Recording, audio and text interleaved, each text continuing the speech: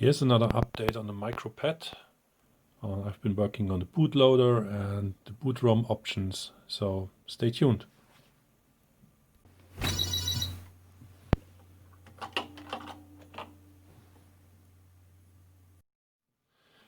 So while nothing has changed on the hardware side, I have been working on updates to the CPLD to optimize the memory mapping, especially in the init case, that is when the CPU boots and ROM has to be mapped into bank 0.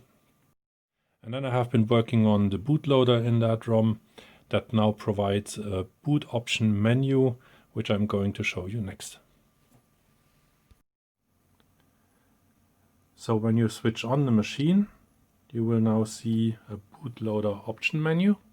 There we have 3 options, which is basic 2, which is a 3032 machine basically.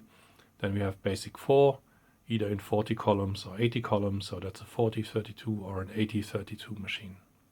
So if I just press 2 on the keyboard, what you can see here, that's the basic 2 boot screen. So let's reset the machine, and then let's select another option like 4, and then you boot into basic 4.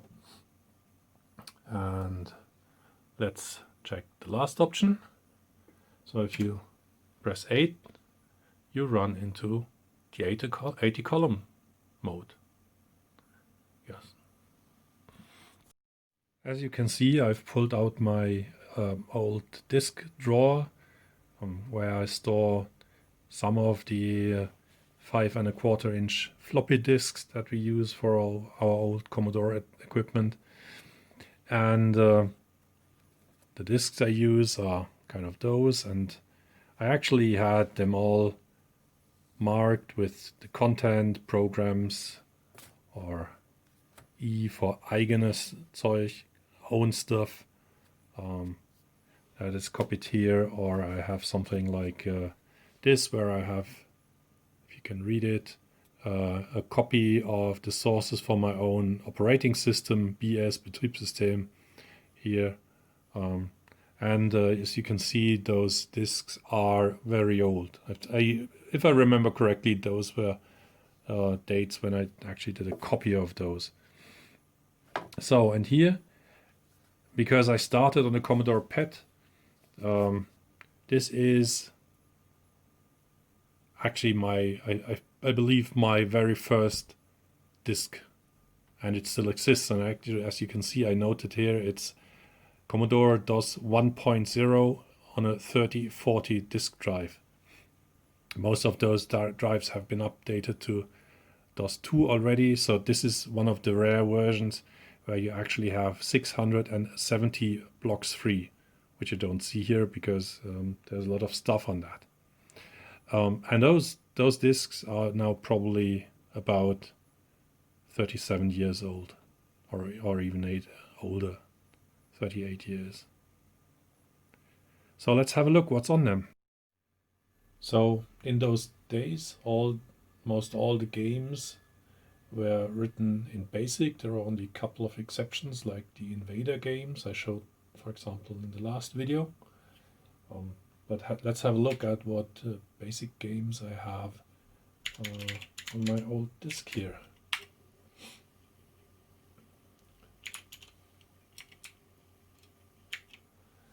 So, for example, there is a dungeon game, which is from the Cursor magazine. The Cursor magazine has published a number of games. This is one of them, and this is a great dungeon game.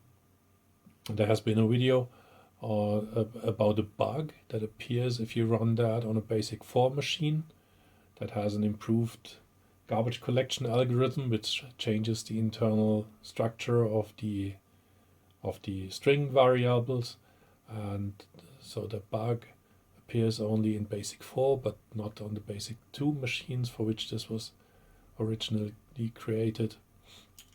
There's weather, well, it has been saved as Wetter, which is German for weather, and mine, or Mine, which is German for mine. I think it's originally called miner. But we've also been doing our own programs in BASIC. One thing that I really like is this one that I wrote. This is a small and fast-paced reaction game. It's actually so small.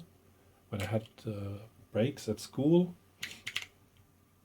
I was actually going to the computer room and I was typing in the game for maybe 20-30 minutes, and for the rest of the break I would actually play the game. So I could play that game even without having a diskette with me, just typing it in from memory. So it's German, of course, and then what you do, you have to navigate your player across the field and have to hit the targets.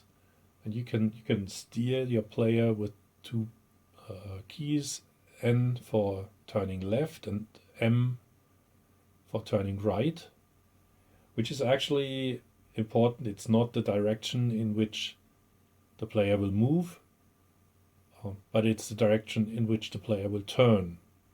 So if the player goes from top to bottom, turning left will actually make it move right. And the rest you will see. So how many targets do we want? Let's take 10 targets and let's get started. And what you can see,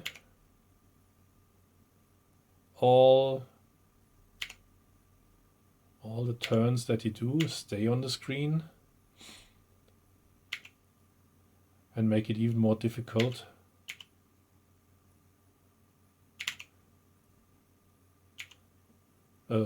Yeah, okay. Bummer.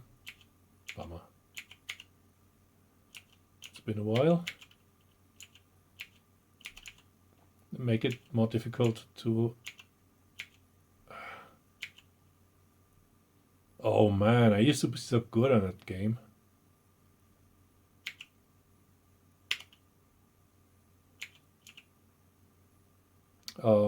Yeah, make it more difficult to actually hit the target.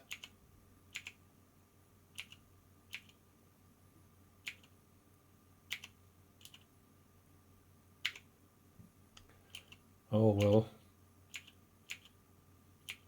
As you can see, it's a rather fast-paced game. And you can actually catch yourself in some situations sometimes. So, no, it didn't work out. So, there you go. Finished. There also is some educational software that I wrote. Yes, of course, everyone has problems keeping the vocabulary in mind of your language that you learn. Oops. And so I wrote a program to learn vocabulary, which is called Vokabeln in German, which means vocabulary. And because at our school we had dual disk drives, so it was using Unit 8, but you have to tell it which drive, and then it would load a sequence file from disk, would have put in all the vocabulary into memory, and then you could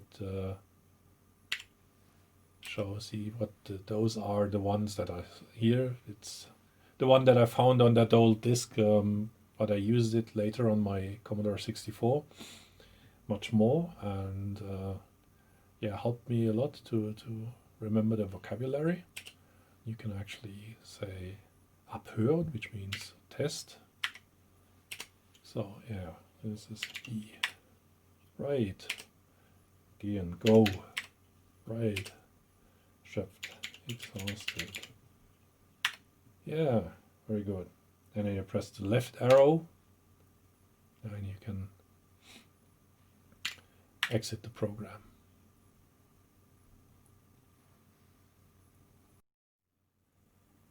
So let's look at something else. I got asked if visicalc or WordPro would work on that machine. and that should actually be the case. So let's have a look. So we boot into the 80 column mode of the machine, and both these programs use option ROMs, which is a kind of early form of a dongle. So you had to have a memory chip, a ROM chip, that has to be plugged into a specific socket in that machine. So the binary content of that of those ROMs is available on the internet. So I've set up,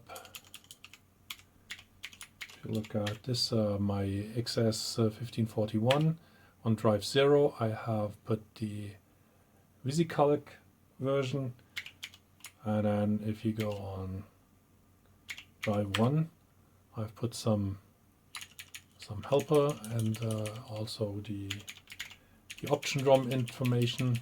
So I'm having a small program to have to use that to actually load the ROM into memory, which is actually simple because by default all the ROM area of the Commodore PET is writable. So you just open the file and then get it from the file and poke it into the memory area. So we have to wait for a moment because this is the simplest form that I could come up with right now, and this is just basic.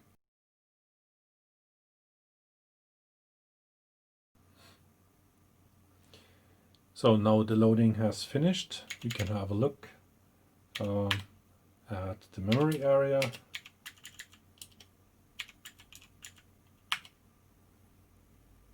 And it's not filled. Oh, of course. The editor has the monitor has a very strange way of evaluating that. So let's do it this way. And you see there is the option ROM loaded. However, what I found out is that visicalc needs that write protected, and therefore we have the control port at hex E800, which is decimal 59392, and we have to poke in this value 2, which is the value for 80 column mode, plus 8 to protect hex 9000, that is the option ROM from being written over, plus 16, which is the same for A000, plus 32, which is the rest of the Commodore PET ROM. So those are all now write protected. And now let's have a look and see what happens. Loading it, the loader, and run it. Takes a moment. This is much faster because this is using real load routine.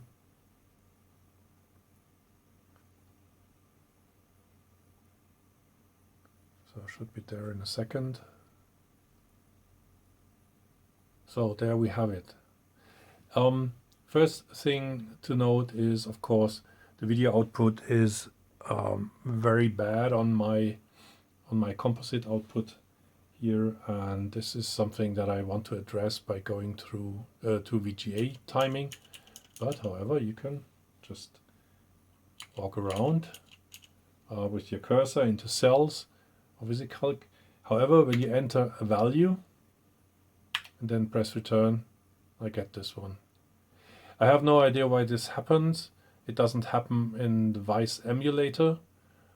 Maybe because visicalc is using undocumented opcodes that behave differently on the 65816 processor. I don't know. If you have any ideas, let me know below in the comments. So that's it for today. The next steps will probably be changing the composite output here to a VGA output circuit, and also change the timing of the CPLD to a VGA timing, if that works out. Yeah, so I hope you like it. See you next time. Thank you.